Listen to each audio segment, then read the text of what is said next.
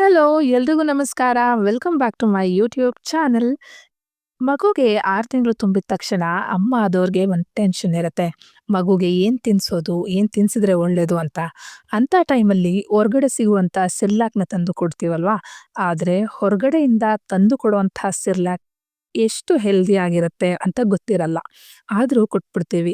ಅದ್ರ ಬದಲಾಗಿ ಮನೇಲಿರುವಂತಹ ಪದಾರ್ಥಗಳನ್ನ ಯೂಸ್ ಮಾಡ್ಕೊಂಡು ಹೇಗೆ ಹೆಲ್ದಿ ಆಗಿರುವಂತ ಸಿರ್ಲಾಕ್ ಪೌಡರ್‌ನ ರೆಡಿ ಮಾಡ್ಕೊಳ್ಳೋದು ಅಂತ ತೋರಿಸ್ತೀನಿ. ಈ ವಿಡಿಯೋ ಇಷ್ಟ ಆದ್ರೆ ಪ್ಲೀಸ್ ವಿಡಿಯೋನ ಲೈಕ್ ಮಾಡಿ.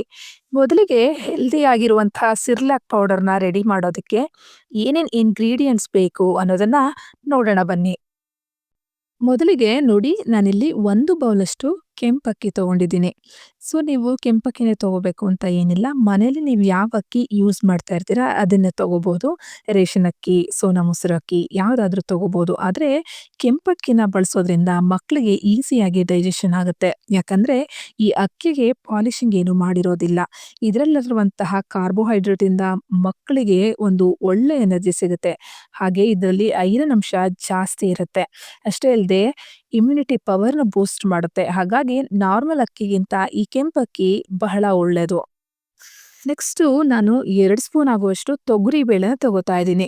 ತೊಗರಿ ಬೇಳೆನೂ ಅಷ್ಟೇ ಮಕ್ಕಳಿಗೆ ತುಂಬಾನೇ ಒಳ್ಳೆಯದು. ಇದರಲ್ಲಿ ಪ್ರೋಟೀನ್ ಮತ್ತೆ ಫೈಬರ್ ಅಂಶ ಇರೋದ್ರಿಂದ ಮಕ್ಕಳ ಡೆವಲಪ್‌ಮೆಂಟ್‌ಗೆ ಹೆಲ್ಪ್ ಆಗುತ್ತೆ. ಇದ್ರ ಬದಲಾಗಿ ಮೈಸೂರು ಬೇಳೆ ಅಂತ ಸಿಗುತ್ತಲ್ವಾ? ಅದನ್ನಾದ್ರೂ ನೀವು ಯೂಸ್ ಮಾಡ್ಕೋಬಹುದು. ಇನ್ನು 2 ಸ್ಪೂನಷ್ಟು ಕಡಲೆ ಬೇಳೆ ಹಾಕೊಂಡಿದ್ದೀನಿ. 2 ಸ್ಪೂನ್ ಉದ್ದಿನ ಬೇಳೆ ಹಾಕೊಂಡಿದ್ದೀನಿ. ನೀವು ಒಂದ್ ವೇಳೆ ಉದ್ದಿನ ಬೇಳೆ ಬದಲಾಗಿ ನೀವು ಉದ್ದಿನ ಕಾಳು ಸಿಗುತ್ತಲ್ಲ, ಉದ್ದಿನ ಕಾಳನ್ನ ನೀವು ಹಾಕೋಬಹುದು. ಹಾಗೆ 2 ಸ್ಪೂನ್ ಹೆಸರುಬೇಳೆ, 2 ಸ್ಪೂನ್ ಹೆಸರುಕಾಳು, 2 ಸ್ಪೂನಷ್ಟು ಕಡಲೆ ಬೀಜ. ಕಡಲೆ ಬೀಜನೂ ಅಷ್ಟೇ ಒಂದು ಒಳ್ಳೆ ಎನರ್ಜಿ ಸೋರ್ಸ್ ಅಂತಾನೆ ಹೇಳ್ಬೋದು. ಅಷ್ಟೇ ಅಲ್ಲದೆ ಜೊತೆಗೆ ಒಂದು 10 ರಿಂದ 15 ಬಾದಾಮಿ, ಸ್ವಲ್ಪ ಗೋಡಂಬಿ, ಸ್ವಲ್ಪ ಪಿಸ್ತಾನು ಹಾಕೊಂಡಿದ್ದೀನಿ. ಈ ಡ್ರೈ ಫ್ರೂಟ್ಸ್ ಎಲ್ಲಾನು ಮಗುಗೆ ಇಮ್ಯುನಿಟಿ ಸಿಸ್ಟಮ್‌ನ ಮತ್ತೆ ಬ್ರೈನ್ ಡೆವಲಪ್‌ಮೆಂಟ್‌ಗೆ ತುಂಬಾನೇ ಒಳ್ಳೆಯದು. ಮತ್ತೆ ನಾನಿಲ್ಲಿ ಜೀರಿಗೆ ಹಾಕೋತಾ ಇದ್ದೀನಿ. ಹಾಗೆ ಸ್ವಲ್ಪ ಮೆಣಸನ್ನು ತಗೊಂಡಿದ್ದೀನಿ. ಜೀರಿಗೆ ಬಳಸೋದ್ರಿಂದ ಫ್ರಾಗ್ರೆನ್ಸ್ ಚೆನ್ನಾಗಿರುತ್ತೆ. ಹಾಗೆ ಡೈಜೆಷನ್ ಚೆನ್ನಾಗಾಗುತ್ತೆ. ನೋಡಿ ನಾನಿವಾಗ ಗೋಧಿನೂ ಹಾಕೋತಾ ಇದ್ದೀನಿ. ಗೋಧಿ ಹಾಕೋದು ಮರ್ತ್ಕೊಂಡಿದ್ದೆ ಆಗ್ಲೇ. ಸೊ ಗೋಧಿನೂ ತಗೊಂಡಿದ್ದೀನಿ. ಸೊ ಇದೇ ಪ್ರಮಾಣದಲ್ಲಿ ನೀವು ತಗೊಂಡು ಮಾಡ್ಕೊಳ್ಳೋದ್ರಿಂದ ಸಿರ್ಲಾಕ್ ಪೌಡರ್ ತುಂಬಾನೇ ರುಚಿಯಾಗಿರುತ್ತೆ. ಈಗ ಇದನ್ನೆಲ್ಲ ಒಂದು ಬಟ್ಲಿಗೆ ಅಥವಾ ಒಂದು ಬೌಲ್‌ಗೆ ಹಾಕೊಂಡು ಒಂದು 3 ರಿಂದ 4 ಸಲ ಚೆನ್ನಾಗಿ ತೊಳ್ಕೊಳ್ಳಿ.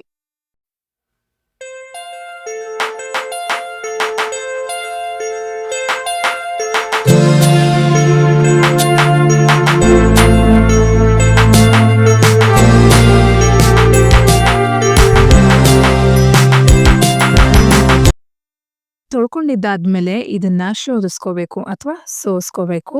ನೋಡಿ ಚೆನ್ನಾಗಿ ತೊಳೆದು ಈ ತರ ಕಂಪ್ಲೀಟ್ ಆಗಿ ಸೋಸ್ಕೊಂಡಿದ್ದೀನಿ ನೀರ್ನೆಲ್ಲ.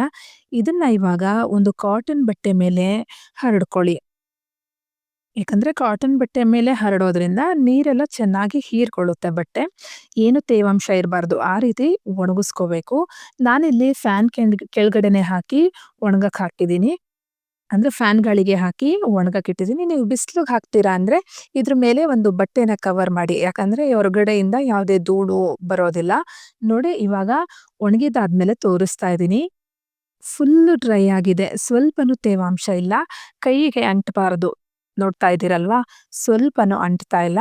ಸೊ ಇವಾಗ ಇದನ್ನೆಲ್ಲ ತೆಗ್ದಿಟ್ಕೊಂಡು ಒಂದು ಪ್ಯಾನ್‌ಗೆ ಹಾಕಿ ಹುರ್ಕೋಬೇಕು. ನೀವು ಹುರಿಲಿಲ್ಲ ಅಂದ್ರೆ ಇದನ್ನ ಡೈರೆಕ್ಟ್ ಆಗಿ ನೀವು ಪುಡಿ ಮಾಡ್ಕೋಬಹುದು. ಬಟ್ ಹುರಿದ್ರೆ ಬೇಗ ಹುಳುಗಳಾಗೋದಿಲ್ಲ. ಮತ್ತೆ ನೋಡಿ ಒಂದು ಪ್ಯಾನ್ ತಗೊಂಡು ಇದನ್ನ ಹಾಕಿ ಹುರ್ಕೋತಾ ಇದ್ದೀನಿ.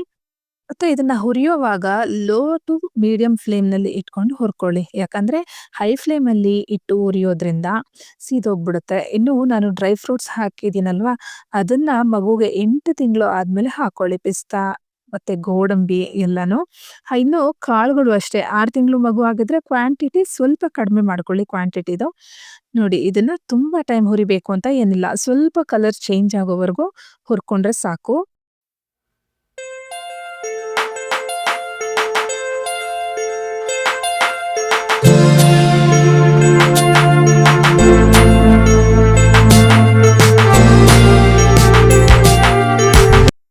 ಇವಾಗ ಇದು ಪರ್ಫೆಕ್ಟ್ ಆಗಿ ಹುರಿದಿದ್ದಾಗಿದೆ. ಇದನ್ನ ಸ್ವಲ್ಪ ತಣ್ಣಗಾಗೋದಕ್ಕೆ ಬಿಟ್ಟು ಇದನ್ನ ಮಿಕ್ಸಿ ಜಾರ್‌ಗೆ ಹಾಕಿ ಪೌಡರ್ ಮಾಡ್ಕೊಳ್ಳೋಣ. ಫೈನ್ ಪೌಡರ್ ಆಗಿಲ್ಲ ಅಂದ್ರೂನು ರವೆ ರವೆ ತರ ಇದ್ರೂನು ಸಾಕಾಗುತ್ತೆ.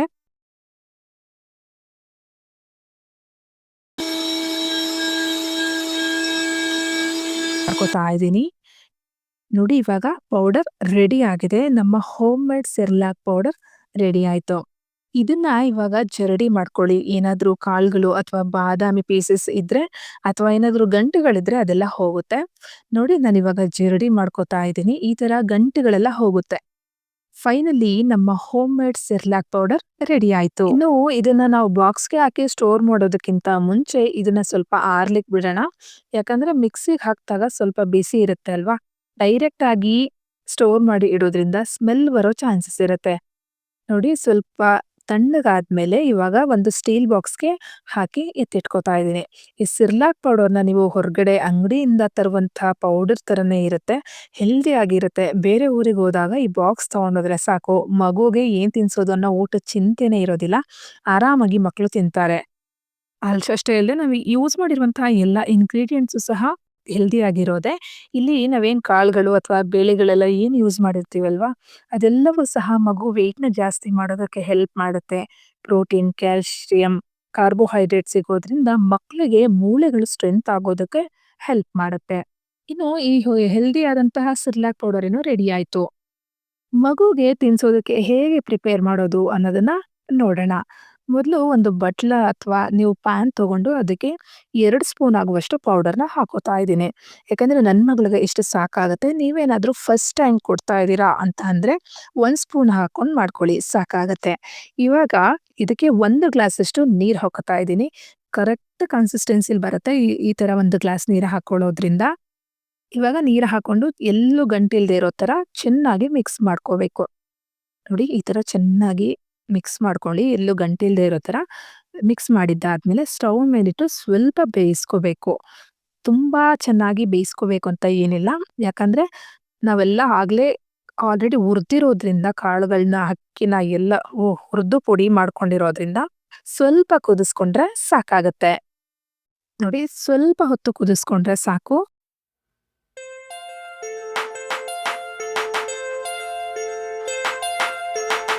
ನೋಡಿ ಈ ಕನ್ಸಿಸ್ಟೆನ್ಸಿ ಇದ್ರೆ ಸಾಕಾಗುತ್ತೆ. ಜಾಸ್ತಿ ಗಟ್ಟಿಯಾಗೂ ಬೇಡ, ತುಂಬಾ ತೆಳುವಾಗಿನೂ ಬೇಡ. ಸ್ಪೂನ್‌ನಲ್ಲಿ ತೆಗೆದ್ರೆ ಈ ತರ ಬಂದ್ರೆ ಸಾಕು. ಹಾಗೆ ನಾನಿಲ್ಲಿ ಉಪ್ಪು, ಬೆಲ್ಲ ಏನು ಹಾಕಿಲ್ಲ. ಯಾಕಂದ್ರೆ 1 ವರ್ಷದವರೆಗೂ ಉಪ್ಪು ಮತ್ತೆ ಸ್ವೀಟ್ ಕೊಡಬಾರ್ದು ಅಂತಾರೆ. ನೀವು ಬೇಕಿದ್ರೆ ನೀವೇನಾದ್ರು ನಿಮ್ಮ ಮಗುಗೆ ಹಾಕಿದ್ರೆ ನೀವು ಉಪ್ಪನ್ನ ಹಾಕೋಬಹುದು.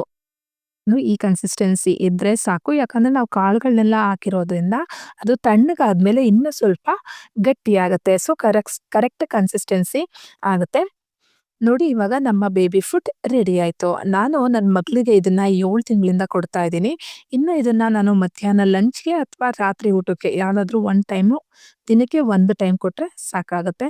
ನನ್ನ ಮಗಳು ತುಂಬಾನೇ ಇಷ್ಟಪಟ್ಟು ತಿಂತಾಳೆ ಈ ಫುಡ್‌ನ. ನೀವು ಟ್ರೈ ಮಾಡಿ. ನಿಮ್ಮ ಮಗುಗೆ ತುಂಬಾ ಇಷ್ಟ ಆಗುತ್ತೆ. ಸೊ ನೋಡಿದ್ರಲ್ವಾ ಫ್ರೆಂಡ್ಸ್, ಮನೇಲೇ ತುಂಬಾ ಟೇಸ್ಟಿಯಾಗಿ, ಹೆಲ್ದಿಯಾಗಿ ಹೇಗೆ ಸಿರ್ಲಾಕ್ ಪೌಡರ್‌ನ ಮಾಡೋದು ಅಂತ. ಹಾಗೆ ಈ ವಿಡಿಯೋ ನಿಮ್ಗೇನಾದ್ರೂ ಇಷ್ಟ ಆದ್ರೆ, ಯೂಸ್‌ಫುಲ್ ಅನ್ಸಿದ್ರೆ ವಿಡಿಯೋನ ಲೈಕ್ ಮಾಡಿ. ಇನ್ನೂ ಯಾರಾದ್ರೂ ನನ್ನ ಚಾನಲ್‌ನ ಸಬ್ಸ್ಕ್ರೈಬ್ ಮಾಡಿಲ್ಲ ಅಂದ್ರೆ ಸಬ್ಸ್ಕ್ರೈಬ್ ಮಾಡ್ಕೊಳ್ಳಿ. ಹಾಗೆ ಯಾರಿಗೆಲ್ಲ ಚಿಕ್ಕ ಮಕ್ಳಿದಾರೋ ಅವ್ರಿಗೆಲ್ಲ ಈ ವಿಡಿಯೋನ ಶೇರ್ ಮಾಡಿ. ಅವರಿಗೂ ಯೂಸ್ ಆಗುತ್ತೆ ಅಂತ ಹೇಳ್ತಾ ಇವತ್ತಿನ ಈ ವಿಡಿಯೋನ ಮುಗಿಸ್ತಾ ಇದ್ದೀನಿ. ಇನ್ನೊಂದು ಹೊಸ ವಿಡಿಯೋ ಜೊತೆ ಸಿಗ್ತೀನಿ. ಅಲ್ಲಿವರೆಗೂ ಟೇಕ್ ಕೇರ್. ಬಾಯ್.